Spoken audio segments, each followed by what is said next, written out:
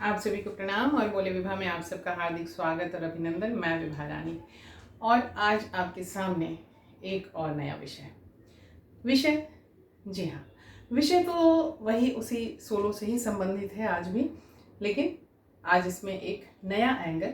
लेकिन मैं इसके पहले कि इसके बारे में आपसे बताऊं, अभी तक अगर आपने मेरा चैनल नहीं सब्सक्राइब किया है तो चैनल सब्सक्राइब कर लीजिए, बेल आइकन दबा दीजिए, लाइक करें, कमेंट करें, शेयर करें। और आपको अगर लगता है कि आपके मन के लायक कोई बात जो आपके मन में है और मैं कह सकती हूँ, तो आप मुझे ज़रूर बताएं। अगर मेरी कैपेसिटी में हुआ तो मैं उसे ज़रूर एड्रेस करूँगी।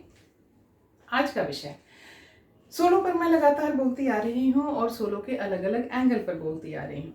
आज मैं सोलो के जिस एंगल पर बात करने आई हूँ वह है सोलो परफॉर्म करते समय सोलो में पॉज। क्या होता है कि हम हमेशा जब भी स्टेज पर होते हैं और परफॉर्मेंस करने के लिए होते हैं तो अचानक कलाकार एक्टर जो है वो बहुत हड़बड़ी में होता है और हड़बड़ी में उसे लगता है कि जितने डायलॉग आ रहे हैं, जितनी सारी चीज़ें हैं, उसको धाड़ धाड़ धाड़ धाड़ धाड़ धाड़ धाड़ धाड़ करके बोल दो। उसके बोल देने से उसे लगता है कि हमने बोल दिया, हमने एक्टिंग का काम कर लिया, हमारा नाटक तो हो गया, बस डायलॉग ही तो बोलना है। लेकिन डायलॉग बोलने में जब आप पॉज लेते हैं, जब आप उसे बोलने में एक वक्त लेते हैं, तो उस डायलॉग की तासीर एक अलग होती है और उस तासीर के कारण उपजा हुआ जो पूरे ड्रामे का, पूरे नाटक का जो असर है, उसका जो प्रभाव है, वो अलग होता है।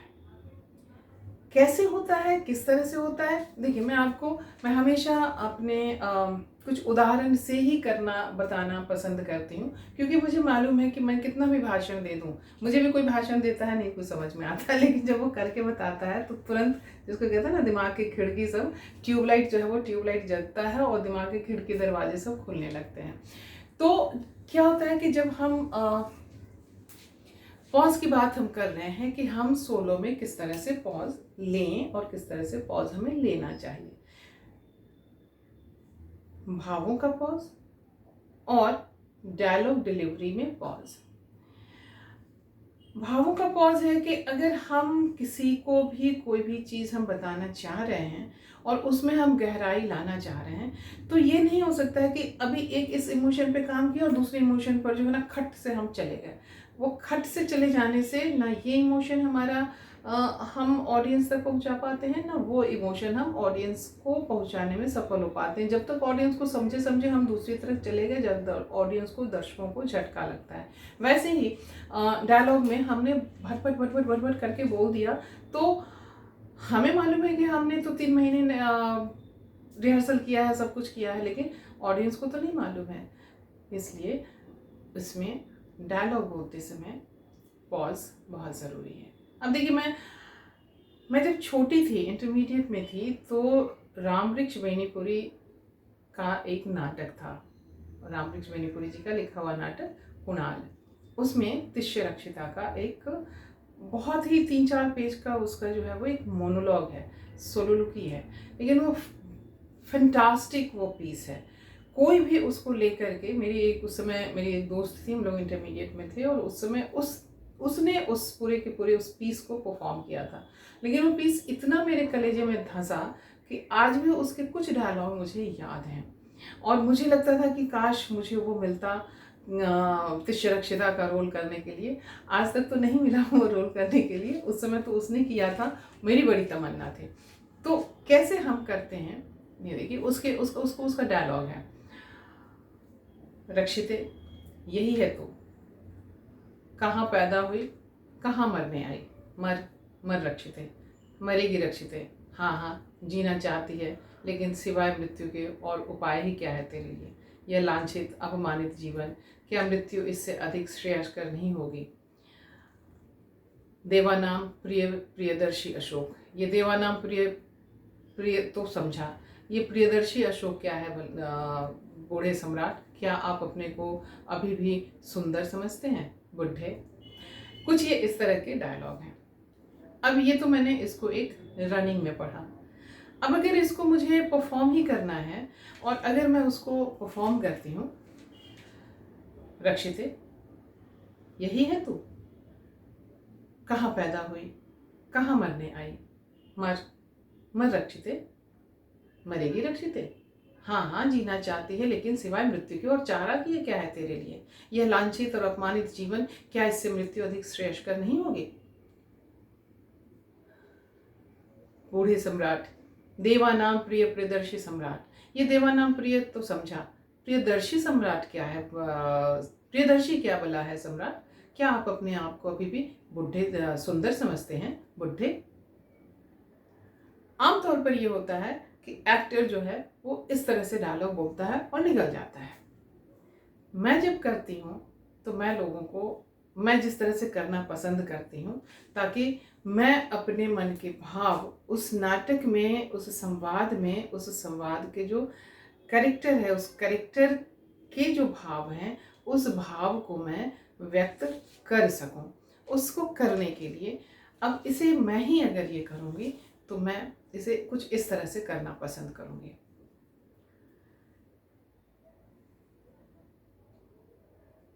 रक्षिते, यही है तू? यही गति होनी थी तेरी? कहाँ जन्म लिया, कहाँ मरने आ गई? मर, मर रक्षिते। हाँ, मरेगी रक्षिते। हाँ हाँ, जीना चाहती है, परंतु सिवाय मृत्यु के और चारा ही क्या है तेरे लिए? ये लांछित, अपमानित जीवन, क्या मृत्यु इससे अधिक श्रेयस्कर ना होगी?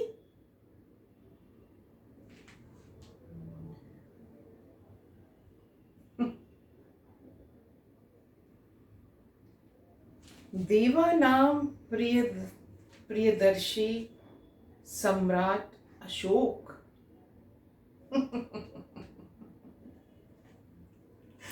ये देवानाम प्रिय तो समझा, लेकिन ये प्रियदर्शी सम्राट अशोक क्या भला है? क्या आप अपने को अभी भी सुंदर समझते हैं? बुढ़े सम्राट।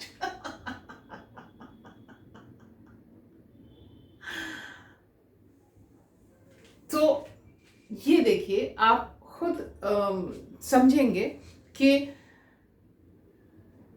पॉज कितना असर करता है और आपके परफॉर्मेंस को कितना एनहेंस करता है।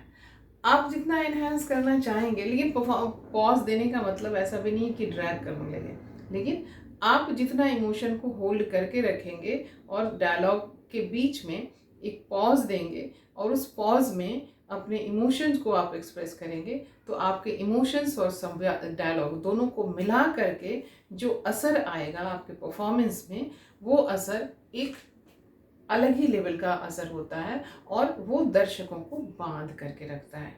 तो इसलिए जब भी आप सोलो करें, कभी भी संवाद बोलने में या एक इमोशन से दूसरे इमोशन में जाने में आप हड़बड़ी ना करें, एक एक्शन से दूसरे एक्शन में आप हड़बड़ी ना करें। आप उस एक्शन को भी पूरे अच्छे से उसको प्लेस करें, फिर उसके बाद दूसरे एक्शन को भी अच्छे से प्लेस करें। जब आप हर चीज़ को एक सिस्टमेटिक तरीके से, एक बहुत ही एक आराम से आप उसे प्लेस करेंगे, आप उसे परफॉर्म करेंगे, तो जाहिर है कि आपके परफॉर्मेंस में एक नई जान आएगी। तो चलिए आज इतना ही हम रखते हैं, और अगर आपको लगता है कि सोलो के बारे में आप कुछ और जानना चाहते हैं, और हाँ, सोलो मेरा ऑनलाइन सोलो परफॉर्मेंस क्लास चलता है। आपको अगर उस क्लास को ज्वाइन करने की इच्छा हो तो आप हमसे संपर्क करें। मैं यूट्यूब पर हूँ और जितने भी सोशल मीडिया है, इंस्टाग्राम, लिंक्डइन, ट्विटर, फेसबुक, इन सभी पर हूँ। आप कहीं भी मुझे खोज सकते हैं। उसके पूरे यूट्यूब के हमारे इस चैनल के डिस्क्रिप्शन में हमारे बारे में पूरा लिखा हुआ है, आप हमारे बारे में जान सकते हैं। और हाँ, अगर आप हमारे इस प्रयास को, हमारे इन सारी चीज़ों को सपोर्ट करना चाहते हैं तो हमारे डिस्क्रिप्शन में गूगल पे भी दिया हुआ है, आप चाहें तो सपोर्ट भी कर सकते हैं। आपका बहुत बहुत धन्यवाद, बहुत बहुत नमस्कार, प्रणाम, शब खैर। और हाँ, अपना ख्याल रखिएगा, क्योंकि आप हैं तो हम हैं। जी, बहुत बहुत प्रणाम, नमस्कार, धन्यवाद।